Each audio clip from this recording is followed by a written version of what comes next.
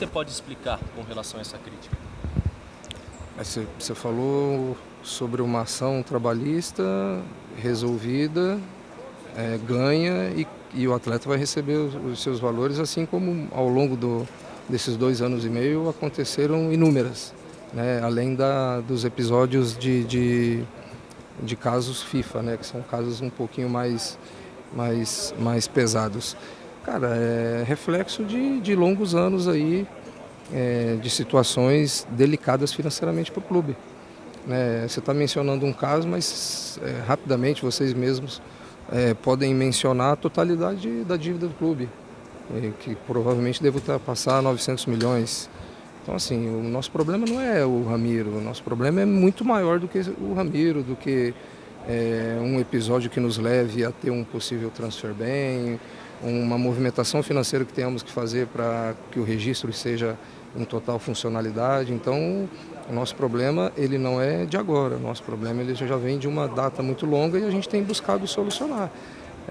A gente provavelmente vai fazer isso, mandar para vocês, demonstrar publicamente ao longo desses 2 anos e meio tudo que foi pago com relações a ações trabalhistas, acordos que foram feitos, problemas na FIFA. Então, na hora que vocês se depararem com isso, vocês vão entender um pouquinho mais, né, tudo o que ocorreu ao longo desse ano, até para entender o que o clube foi capaz com relação a receitas também, porque para pagar valores tão importantes como esse, você também precisa arrecadar, né? Uma das formas de arrecadação, além da nossa própria bilheteria e dos nossos parceiros e patrocinadores, são vendas de atletas. A gente está em plena negociação com uma porque se faz necessário realizar uma venda para poder pagar a conta, né? E eu não estou falando isso para justificar o que está sendo questionado, que é o número de venda de 50% do Pedrinho. É que é um número, sim, que avaliamos ser importante e que se finalizarmos os detalhes,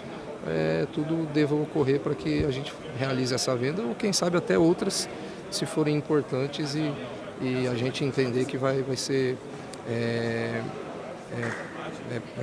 ser boas para que a gente possa pagar as nossas contas aí, que não são poucas. Vocês têm outras propostas hoje na mão? Nenhuma, Marcelo. A única que recebemos nesse período todo aí, porque a janela nem sequer abriu, né? Vai se abrir aí ao final de semana, mais precisamente segunda-feira, que é um dia útil. A única proposta que nós recebemos foram essas duas, os 40% do Mantuan, que foram vendidos por 2 milhões de euros, e agora o Pedrinho, que a gente está falando sobre alguns detalhes finais, por isso que eu nem falo o número aqui e percentual, porque a hora que isso ocorrer, e muito provavelmente muito em breve, daí a gente expõe isso para vocês, assim como foi feito com o Mantua, para que vocês possam levar para os nossos torcedores também. A expectativa do recebimento desse dinheiro imediato, assim, para vocês conseguirem derrubar, por exemplo, o transfer ban já no início da janela? Quando a gente menciona detalhes é porque a parte de negociação ela envolve justamente isso, né? Existe um montante final por um X percentual e que a gente busca que esse valor inicial seja o mais significativo possível, né? Quanto maior for, mais vai ajudar o nosso clube. Alessandro, em relação ao Pedro, ao valor do Pedro... beleza. Queria que você falasse, as críticas são no sentido de comparação com outros atletas da mesma idade, né? O Endrick, do Palmeiras, o Vitor Roque, do Atlético, e são clubes que passam por fases financeiras diferentes do Corinthians. Não tem tantos problemas financeiros. Você acha que pelo fato do Corinthians ter problemas financeiros, o Corinthians acaba fazendo negócios com maior rapidez, porque precisa do dinheiro e acaba vendendo mais barato? Não penso dessa forma. É muito ruim, Belo, você ficar comparando um atleta ao outro, né? Porque cada um vive um momento, cada um talvez tenha conquistado um status, e quando eu falo status eu me refiro a número, né? Provavelmente se a gente for olhar esses 3 nomes que você falou, um com certeza tem mais jogos do que os outros, mais gols, mais assistências, e o que se precifica um atleta hoje é realmente isso. O europeu ele vem aqui, ele quer aquele atleta que além de ser promissor e jovem, que também tenha nos seus números, nas suas estatísticas, algo que represente o valor que ele vai investir. Isso aí não se discute, isso daí é bastante claro. Qualquer clube europeu vai provavelmente nessa janela buscar o artilheiro do Campeonato Brasileiro. Se ele for jovem, melhor ainda, vai custar mais caro. Então, mas eu não gosto. Os 3 que você mencionou são atletas que cada um tem o seu potencial, sua característica, sua qualidade, e o tempo vai mostrar.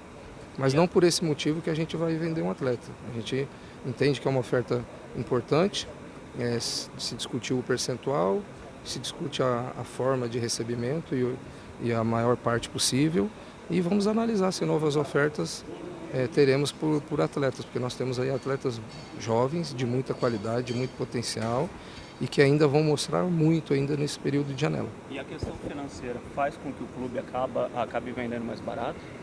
Não penso dessa forma.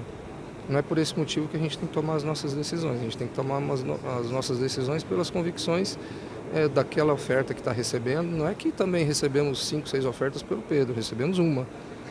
Analisamos ao longo de 10, 15 dias essa oferta e estamos prestes a tomar uma decisão. Não é que tem uma outra ali que é melhor do que essa, para que também o torcedor entenda a nossa posição aqui.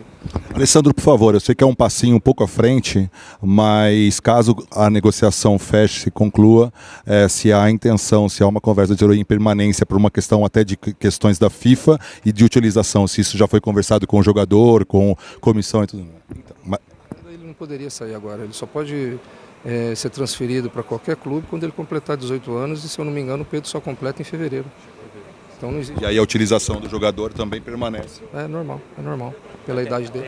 Pegando o gancho do Manfred, porque o Luxemburgo deu essa justificativa no caso do Queiroz, né, que não quis utilizar o jogador por conta da negociação. Já teve essa conversa com o Luxemburgo em relação ao Pedro? A gente não fechou o negócio ainda, né? A hora que o negócio for realizado, provavelmente a gente vai conversar. Mas o Pedro é um atleta jovem, né? O professor vai saber utilizá-lo dentro das 3 competições que nós teremos aí ao longo desses 5 meses. Como foi reforço? Pode continuar. Com relação ao Michel Araújo, hoje vocês foram condenados também a... Michel Macedo. Michel Macedo, perdão, Michel Macedo. Alguém começou? O Ramiro, né? Sim. Ramiro, Michel Macedo, que você falou, né? Assim como tivemos outras tantas aí, desde o dia 1º de janeiro de 2021, né? Infelizmente. São ações assim que já vem transcorrendo, não é de uma semana atrás, né? São ações assim que duram anos, né? E chega uma hora que ela é finalizada e o Corinthians tem que fazer os pagamentos. Ele foi contratado em 2019. De alguma forma, a antiga gestão atrapalhou a atual, Alessandro? Não dá para direcionar nesse momento. Não vamos se esquecer que tivemos uma pandemia que foi terrível aí também, que os clubes ficaram por um período sem arrecadar, os parceiros diminuíram os seus investimentos, então só precisamos ser justos e não colocar na conta de ninguém. O que nós estamos fazendo aqui é resolver os problemas. A nossa função é essa, olhar para os problemas que nós temos na mesa e encontrar solução, não podemos ignorá-los. E grande parte desses problemas são financeiros e nós precisamos solucioná-los. Alessandro, hoje teve protestos das organizadas, né? Primeiro tempo em silêncio, pedindo a saída do Duílio, a sua saída também, faixas contra a diretoria, contra o elenco, enfim. Como que a diretoria recebe esses protestos das organizadas? Vi uma manifestação extremamente pacífica, vindo das arquibancadas, justa, de direito. Né? Achei bastante estranho a forma ali, o torcedor ficar em silêncio num setor que realmente faz o nosso estádio ter uma força muito maior, né? A gente sabe o quanto que o torcedor organizado, ele gritando, ele empurra o nosso time e desestabiliza o adversário, então isso não ocorreu durante os 35 minutos, se eu não me engano, né? Que foi o momento em que eles começaram. O Corinthians, inclusive, abriu o placar antes, teve um volume bem significativo, grandes chances, mas assim, a manifestação, quando ela é pacífica, ela vai ser sempre correta.